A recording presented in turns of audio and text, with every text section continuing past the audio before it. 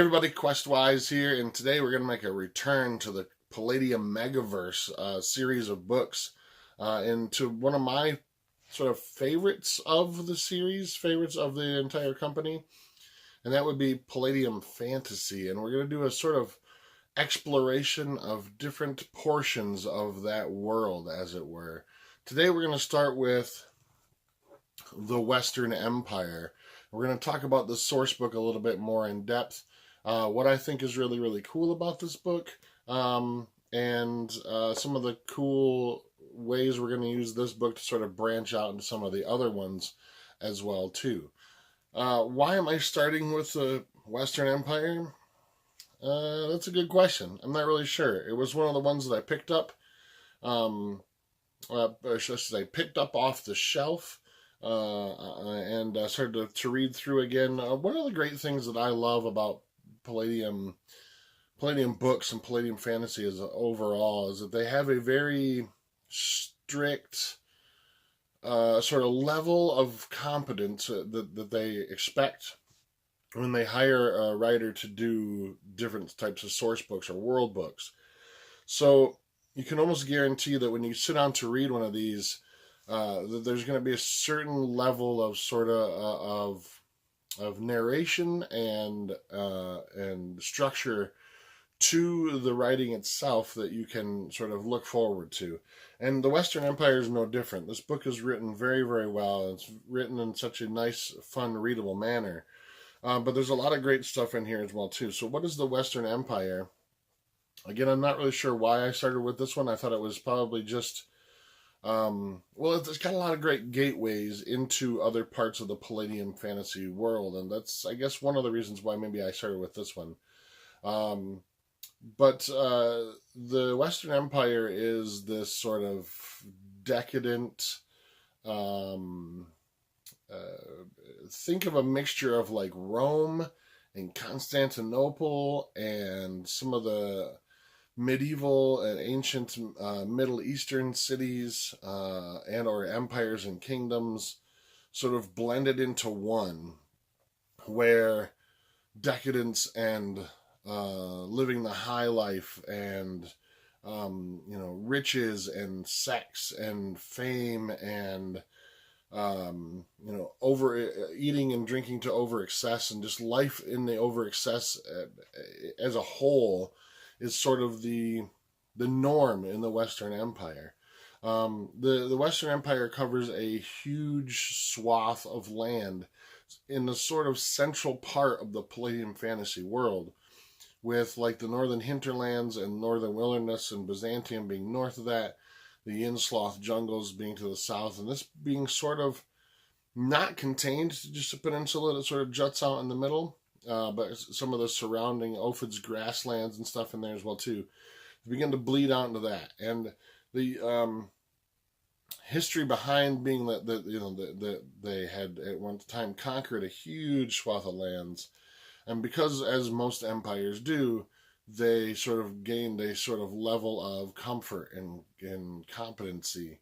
And so over time sort of just slowly fell back into sort of this sort of infighting between different and I guess they're sort of kingdoms as well. Overall, the Western Empire is ruled by an emperor, but they are controlled by different noble houses. There are different noble houses, and they're all fully detailed in here. That make up the entirety of the empire, all the way down to sort of city-states themselves being the sort of lowest form of royal house. Most of them are fighting against each other, and thus keeps the Western Empire sort of a contained empire within itself, which in the past it had the capacity, working together, to actually branch out and conquer everything in its path. But currently, as the world stands, according to this book, the empire is sort of in a declining state, and there are always these competing feuds between the different royal houses and the emperor himself, to the fact of most of the time, if the emperor were to die, the seat being left open is quickly taken up by either another member of that royal family or another competing royal family, which now has enough power to sort of step in and take over as role as emperor. The book is set up very much like a gazetteer of the empire itself. It is very, very, very well detailed into each one of the kingdoms. There's a lot of detail about like population and power struggles between each one of them. There's some great NPCs in here, tons and tons of functional maps that detail each one of the kingdoms themselves, each one of the small, house-ruled holdings or kingdoms, as you will, inside the empire. And that takes up a majority of the book.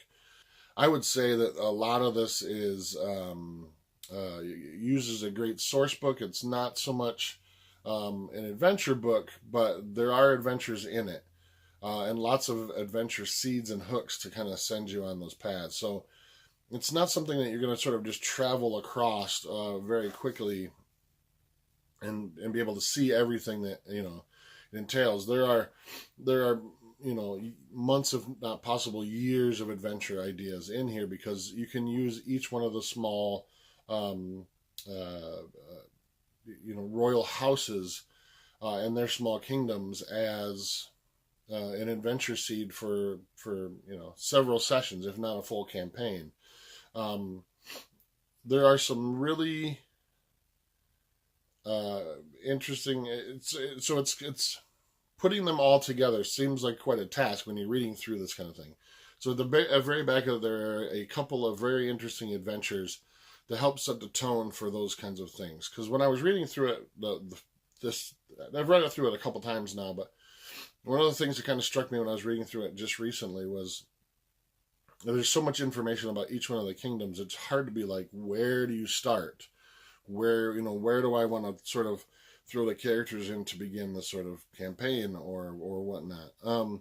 And so there's a couple of adventures at the back that definitely help set that tone for whatever it is that you want to sort of begin your characters in their campaign, or their short mini campaign, or even just a one-shot to give you some flavor behind what's going on. There's also a section on magic items and things and NPCs that you can find in the Western Empire that are really interesting. One of my all-time favorite sort of NPCs out of any of Palladium's fantasy books is this the Slayer of Mountains.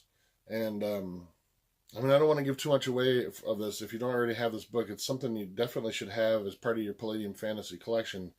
But the Slayer of Mountains is this, he is an advisor to the Emperor, and nobody really knows much about him. He looks like a extremely old elf, and he came out of obscurity. He doesn't ever seem to be there to overthrow the Emperor. He's just there to advise. He doesn't ever tell the Emperor really what to do. He simply is there and helps the Emperor make some decisions and stuff. What he really is what really makes this character come alive.